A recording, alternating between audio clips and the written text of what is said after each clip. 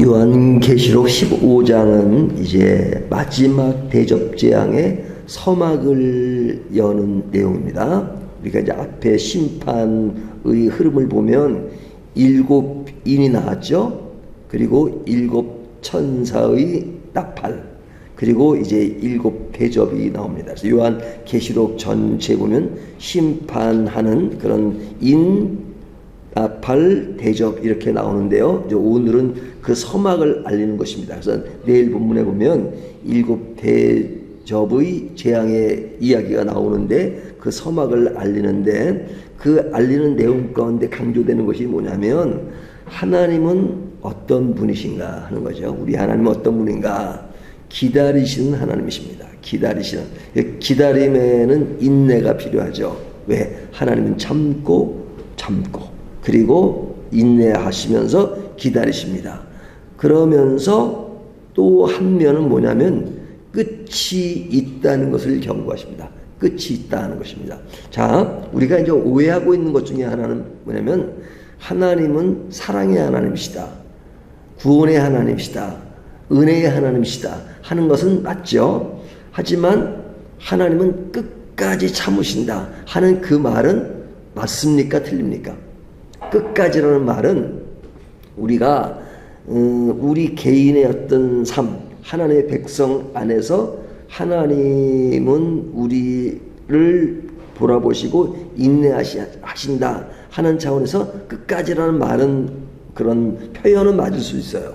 하지만 실제로 하나님이 끝까지 참으시냐? 만약에 끝까지 참으신다 그러면 사실은 우리가 천국과 지옥을 이야기할 때 지옥은 해당 사항이 없죠. 그렇다면, 그렇죠? 끝까지라면 뭐 지옥이라는 게 있을 수가 없죠. 지옥은 있다는 이야기는 뭐예요? 하나님은 끝까지는 아닙니다. 끝까지는 아닙니다. 끝까지 하나님을 따르지 않고 하나님이 그렇게 인내하심에도 불구하고 끝까지 거절한다면 하나님은 끝이 있는 거예요. 그래서 지옥이 있는 것입니다. 그래서 이 지옥이 있다는 그 말은 사실은 지옥 자체가 우리에게 굉장히 두려움의 상징이지만, 그러나 다른 한면으로 보면 하나님은 그러한 경각심을 통해서 우리에게 돌아오기를 원하시고 그리고 기다리신다 하는 것이죠. 그래서 우리가 신약에 보면 쭉정이와 알곡에 대한 이야기가 나오잖아요. 비유가 나오잖아요. 이게 쭉정이를 뽑지 마라 그래요. 왜? 뽑으면 알곡까지 상하니까 기다리다. 하지만 마지막 무슨 날이 있는 거예요? 추수의 날이 있을 것이다. 추수의 날은 그것을 뽑아서 이제 알곡과 쭉정이를 구분한 다음에 쭉정이는 불에 태운다 하는 비유의 말씀을 하시잖아요. 그러니까 이 쭉정이를 마지막까지 기다리는 것은 알곡을 보호하기 위해서 그런 겁니다. 그러니까 알곡을 보호한다는 것은 하나님은 기다리시고 그리고 그 기다림 동안에 기회를 주시는 거죠. 그 기회를 그렇게 주심에도 불구하고 나는 끝까지 그 기회를 거절한다면 그것은 끝이 있는 것이죠. 그런 의미에서 하나님의 사랑에도 끝이 있다 하는 것입니다. 또 하나는 우리가 하나님의 사랑에 대해서 너무 이렇게 막연하게 생각할 때가 많죠.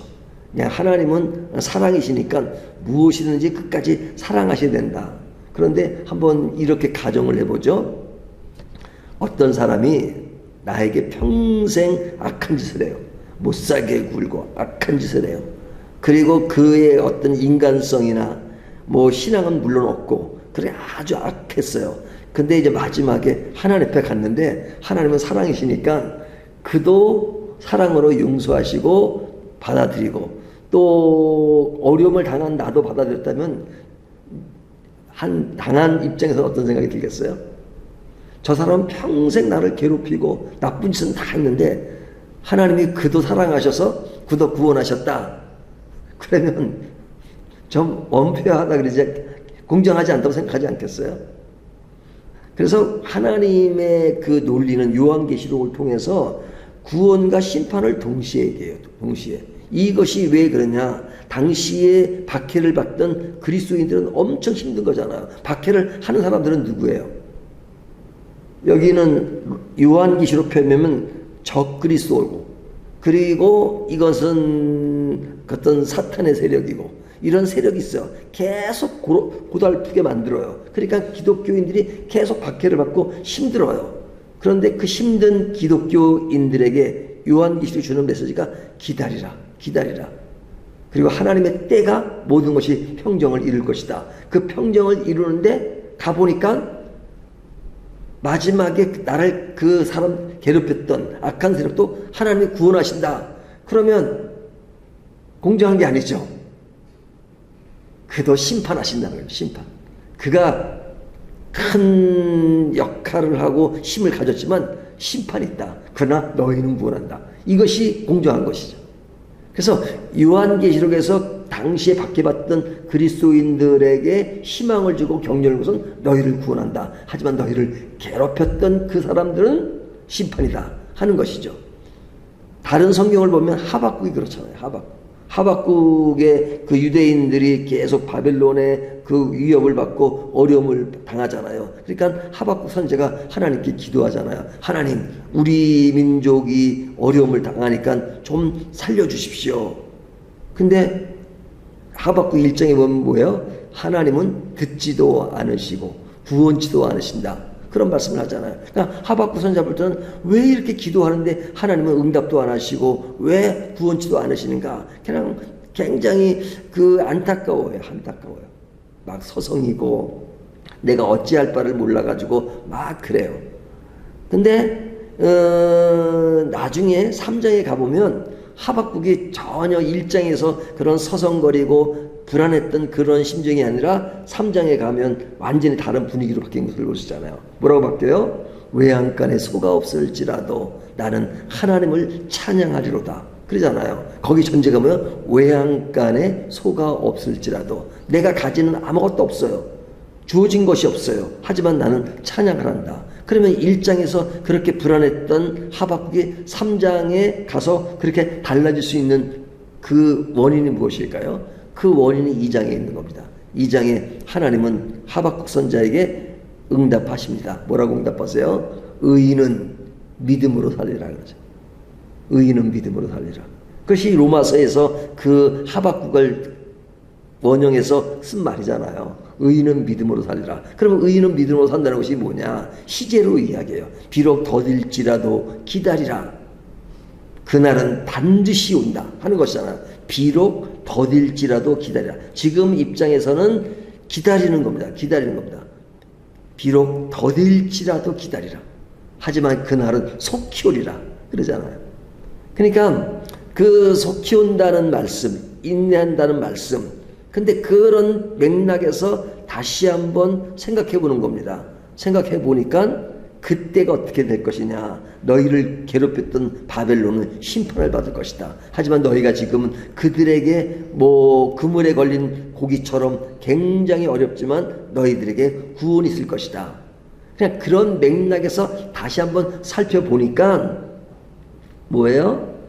지금은 우리가 괴롭힘을 당하는 입장이지만 그러나 우리는 구원이고 괴롭힘을 주는 저들은 결국은 심판이다 하는 맥락을 다시 묵상하니까 희망이 생기고 격려가 되는 것이죠. 그래서 그런 것을 의인은 믿음으로 산다. 그 믿음을 그때 이야기하는 겁니다. 그래서 제가 믿음을 강조할 때마다 늘 그것을 강조하죠. 그러니까 오늘 말씀도 그겁니다. 자, 오늘 말씀을 보면 15장 1절을 보면 또 하늘에 크고 이상한 다른 이적을 보매. 여기 보면 본다는 말이 많이 나와요. 본다는 것은 굉장히 중요해요. 하나님의 사랑을 보고 하나님의 은혜를 보고 하나님의 말씀하심을 보는 것은 굉장히 중요하죠. 근데 그 보여주시는 것은 뭐냐면 일곱 천사의 재앙, 하나님의 진노가 마치게 되는 순간을 이야기하는 것이죠. 그러니까 하나님의 재앙이 마치는 때가 있을 것이다. 그 순간이 있을 것이다. 이 이야기는 조금 전에 말씀드린 것처럼 하나님은 우리에게 기회를 주시는 하나님이시기 때문에 계속해서 경고할 때는 뭐예요? 경고. 그러니까 경고할 때는 기다리시는 거죠. 근데 기다리실 필요가 없으면 경고할 필요도 없죠. 바로 그냥 끝내버리면 되잖아요. 하지만 끝까지란 말 속에는 그래도 참고 계속해서 경고하시고 해결을 촉구하시는 것입니다. 그런데 그런 끝이 있다는 것을 분명히 말씀하시죠. 끝이 있다는 것은 하나님의 공의가 완성되는 단계에 있는 것입니다. 그래서 이 요한계시록 보면 인, 나팔이여, 대접, 심판까지의 반복은 우리의 은혜를 주시겠다는 하나님의 분명한 말씀을 우리들에게 보여주시는 거죠. 그런 의미에서 하나님은 지금도 기다리는 중이다 라고 이야기할 수 있어요. 지금은 기다리는 중이에요. 하지만 기다림이 끝까지는 아니다 하는 것을 전제해야 된다는 것이죠. 그리고 또 2절에 보면 또 내가 보니, 그죠? 여기 내가 본다는 말, 또 본다는 말, 우리가 자꾸만 보아야 돼요. 하나님의 말씀도 또 봐야 되고, 뭐 기도 한 번 했다고 한 번으로 끝나나요? 또 기도하고 또 기도하고. 복음을 들었다고 해서 그냥 끝나나요? 사도 바울이 고린도전서에서 내가 또 너에게 복음을 전하노니, 그러잖아요. 또를 강조하는 것은 자꾸 인간이 나약해져요. 그러니까 또 하고 또 하고 그래요. 근데 2절에서 4절까지 보면 여기에 성도들이 불이 섞인 유리 바다 위에 서서 짐승과 그의 표를 이긴 자들인데, 이들이 지금 뭘 해요? 찬양을 하죠. 모세의 노래와 어린 양의 노래를 부르죠. 여기에 모세의 노래, 그것은 구약을 상징하고, 어린 양의 노래, 신약을 상징하는데, 이 모든 성도들이 찬양하는데 뭘 찬양해요? 전능하신 하나님을 찬양하고, 주의 이름을 찬양하고, 거룩하신가 의로우심을 찬양하고, 심판 앞에 있지만 그러나 성도는 심판이 두렵지만은 그러나 그 두려움은 본인들에게 해당되는 것이 아니라 본인들에겐 하나님의 구원이 이루어진다는 것이 기쁜 일이고 감사한 일인데 그것을 찬양하는 일이죠. 그러니까 고난 속에서도 하나님을 찬양하는 성도는 심판 속에서도 구속의 노래를 할 수 있는 겁니다. 그러니까 우리가 힘든 세상을 살아도 그 속에서 우리에게 찬양이 있는 것은 뭐예요? 우리에게 다가올 약속이 너무너무 분명하기 때문에 그런 것입니다. 그런 다음에 다시 5절을 보면 또 이 일 후에 내가 보니, 그러죠. 또 본다는 말이 나오잖아요. 이 본다는 말이 중요하기 때문에 자꾸 강조돼요.